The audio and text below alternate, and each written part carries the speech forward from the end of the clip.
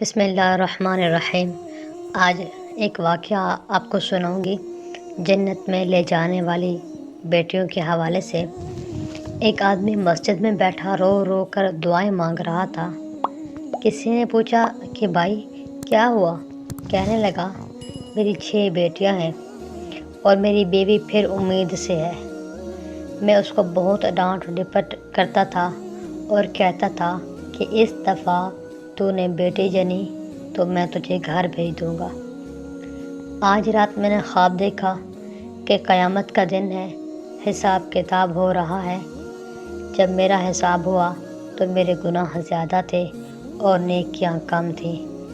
عذاب کے فرشتے آئے اور مجھے پکڑ کر جہنم کی طرف لے گئے۔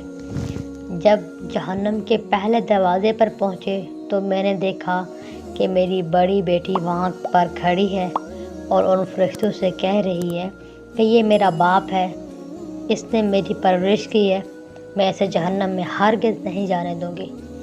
فرشتوں نے رخ بدلا اور مجھے دوسرے دروازے کی طرف لے گئے۔ وہاں میری دوسری بیٹی کھڑی تھی۔ پھر تیسرے پر لے گئے، وہاں بھی یہی ہوا۔ غرض کہ ہر دروازے پر یہی ہوا، لیکن 7واں دروازہ خالی تھا۔ جب میں نے اسے خالی دیکھا تو میرے دل میں احساس ہوا کہ کاش میری 7ویں بھی بیٹی ہوتی تو وہ مجھے اس دروازے سے جہنم میں جانے سے بچا لیتی۔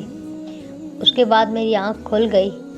اب میں مسجد میں نماز پڑھ کر اپنے اس عمل سے توبہ کر رہا ہوں کہ میں بیٹیوں کو بوجھ کیوں سمجھتا تھا، اور رو رو کر اللہ سے دعائیں مانگ رہا تھا کہ یا اللہ مجھے ایک اور بیٹی کی رحمت عطا فرما دے جو مجھے جہنم میں جانے سے بچا لے۔